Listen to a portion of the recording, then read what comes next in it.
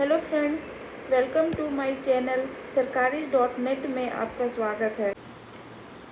तो फ्रेंड्स, आज हम लोग पढ़ेंगे झारखंड का मध्यकालीन इतिहास। और फ्रेंड्स, हम लोग ने झारखंड का प्राचीन इतिहास को पूरा कंप्लीट किया है। तो जिस स्टूडेंट ने फर्स्ट टाइम मेरा वीडियो को देख रहे हैं, वो स्टूडेंट पहले झारखंड का प्राचीन इतिहास देखे, फिर जाके मध्यकालीन इतिहास देखे, तब जाके पूरे डिटेल से अच्छे से समझ में आएगा। तो स्टार्ट करते हैं। झारखंड का मध्यकालीन इतिहास में क्या हुआ था। झारखंड का मध्यकालीन इतिहास जहां मुस्लिम वर्ग का राज आ जाता है, मुस्लिम्स का आ जाता है, जैसे सल्तनत काल में झारखंड। तो इसमें क्या हुआ था कि मुस्लिम लोग थे, जैसे गुलाम वंश, खिलजी वंश, सैयद वंश, लोधी वंश, ये सब वंश रहता था। और झारखंड का मध्यकालीन इतिहास को 2 भागों में विभाजित किया गया है। एक मुगलों के काल में और एक सल्तनत काल में किया गया है।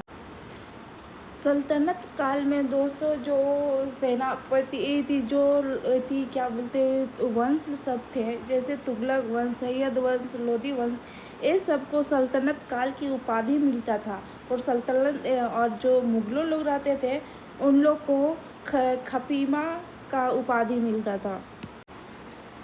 और जो मुगल काल में होते थे वो लोग अपने आप को ही हेड मानते थे।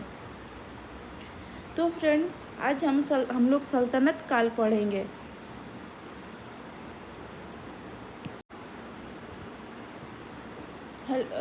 इस काल में झारखंड पर छिटपुट और बाहरी आक्रमण हुआ था। इस काल में झारखंड पर छिटपुट बाहरी आक्रमण हुआ, जैसे वीरभूमि, पश्चिम बंगाल के राजा सिंहभूम पर आक्रमण हुआ। मोहम्मद बिन तुगलक ने सेनापति मलिक भैया का हजारीबाग पर आक्रमण 1340 ईस्वी और उड़ीसा के राजा कपिलेंद्र गजपति का संथाल परगना पर आक्रमण।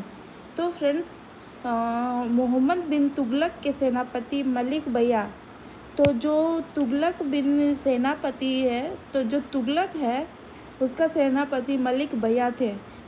ये चीज़ याद रहना चाहिए। ईस्वी उतना इम्पोर्टेंट नहीं रखता है, बट जो सेनापति, राजा, ये सब का नाम याद रखना बहुत ही इम्पोर्टेंट हो जाते हैं। जैसे मोहम्मद बिन तुगलक का सेनापति मलिक भैया, ये सब सेनापति जितना भी हम लोग पढ़ेंगे मध्यकालीन इतिहास में, तो वो सब को याद रखना बहुत ही इम्पोर्टेंट है। और फिर उड़ीसा के राजा कपिलेंद्र गजपति का संथाल परगना पे आक्रमण। उपयुक्त आक्रमणों का झारखंड में कोई अस्थायी प्रभाव नहीं पड़ा तथा झारखंड में स्वतंत्रता सत्ता अक्षुण्ण बनी रही और स्थानीय शासक बिना किसी बाहरी हस्तक्षेप स्वतंत्र रूप से शासन करते रहे।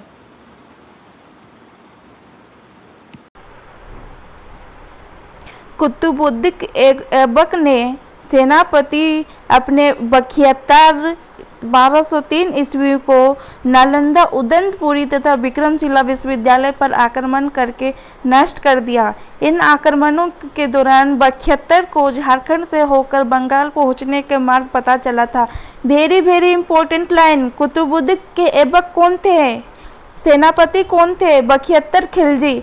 और बखियतर खिलजी जब बंगाल से होकर झारखंड से होकर जब बंगाल जा रहे थे, तो उसको बीच में झारखंड का कुछ मार्ग पहुंचने का मार्ग पता चला। फिर उन लोगों ने सोचने लगे कि अब झारखंड को लूटा जाए। तब बखियतर खिलजी ने 1206 ईस्वी को झारखंड से होकर नदिया पर आक्रमण किया था। फिर बखियतर खिलजी ने 1206 ईस्वी को झारखंड में जाकर नदिया पर आक्रमण किया था। तो कहाँ आक्रमण किया था? नदिया में आक्रमण किया था। Very important line. और क्या बोलते हैं, ईस्वी उतना इम्पोर्टेंट नहीं रखता है, एग्जामिनेशन में उतना नहीं पूछा जाता है। और जो सेनापति, राजा, किसके राजा, किनके बेटा, ये सब बहुत पूछा जाता है, यही सब एग्जाम में पूछा जाता है। तो आगे बढ़ते हैं। गुलाम वंश के शासक जैसे इलियत में तथा बलवन ने काल में दक्षिण के बिहार को उथल पुथल कर झारखंड पर कोई विशेष प्रभाव नहीं पड़ा था। गुलाम वंश में उतना कोई विशेष प्रभाव नहीं पड़ा था, क्योंकि उस समय वहाँ पे नागवंशी शासक हरिकर्ण क्षेत्र पर कुशलता पूर्वक शासन कर रहे थे। तो गुलाम वंश में उतना क्या बोलते हैं, उतना प्रभाव नहीं पड़ा। मोहम्मद बिन तुगलक के सेनापति मलिक बया, वेरी इंपॉर्टेंट लाइन, मोहम्मद बिन तुगलक के सेनापति मलिक बया हजारीबाग क्षेत्र में चाई चंपा तक पहुंचा था। तो फ्रेंड्स, जितना हम अंडरलाइन कर रहे हैं उस लाइन को आप भी अंडरलाइन कर ले और अच्छे से पढ़ें। और फ्रेंड्स, मैं और एक बात कहना चाहती हूँ कि मैं कुछ दिनों के बाद करंट अफेयर का भी क्लास लूँगी, जो सिर्फ ओनली झारखंड का ही होगा। तो फ्रेंड्स, आगे बढ़ते हैं। संथालों के अनुसार यह आक्रमण 1340 ईस्वी में इब्राहिम अली के नेतृत्व में हुआ था। उसने बीघा किले पर ये अधिकार कर लिया था। वेरी वेरी इंपॉर्टेंट लाइन, बीघा किला आप लोग अंडरलाइन कर ले नोट्स बनाते वक्त। और यदि किसी को मेरा नोट्स पसंद आए तो आप मेरे से टेलीग्राम चैनल में जुड़ के मेरे से नोट्स ले सकते हैं, फ्री में ले सकते हैं आप। मैं चाहती हूँ उस गरीब बच्चे का मदद हो जो बाहर में कोचिंग नहीं कर पाते हैं, उनके पास खाने के लिए कुछ नहीं होता है। वैसे बच्चों, आप मेरे से जुड़कर मेरे से फ्री नोट्स ले सकते हैं। तो हम आगे बढ़ते हैं।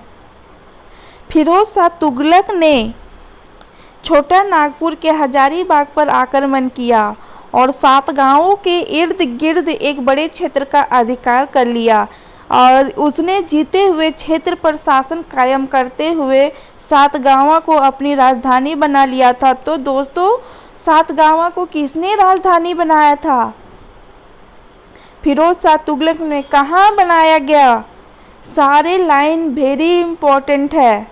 उसके बाद दिल्ली के तुगलक वंश, लोधी वंश 7 गांवों से आगे नहीं बढ़ सके क्योंकि उनकी शक्तिशाली नागवंशी राजाओं से मुकाबला करना पड़ा था।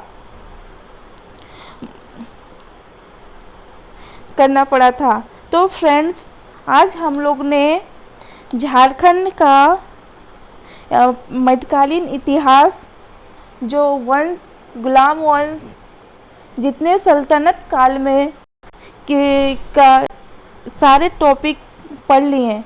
और जो टॉपिक नहीं पढ़े हैं तो वो काल का इतिहास पढ़ेंगे। और सल्तनत काल में दोस्तों क्या होता था कि उस टाइम सल्तनत काल में जैसे गुलाम वंश, लोधी वंश, ये सारे वंश होते थे। उन लोगों का कोई हेड, उन लोग अपने आप को हेड नहीं समझते थे। उन लोग जो अच्छे शासक हुआ करते थे उन लोग को सल्तनत की उपाधि मिलता सल्तनत काल में। जबकि मुगल काल में क्या होता था, उसमें सब अपने आप को हेड मानते थे। जैसे उसमें हेड एक खलीफा होता था। तो फ्रेंड्स, आज के लिए इतना ही। यदि मेरा मेहनत पसंद आया तो like and share and subscribe करना ना भूलें। और यदि कोई मेरे से जुड़ना चाहते हैं तो टेलीग्राम चैनल में जाके जुड़ सकते हैं। आज के लिए इतना ही, कल फिर मिलते हैं। Thank you.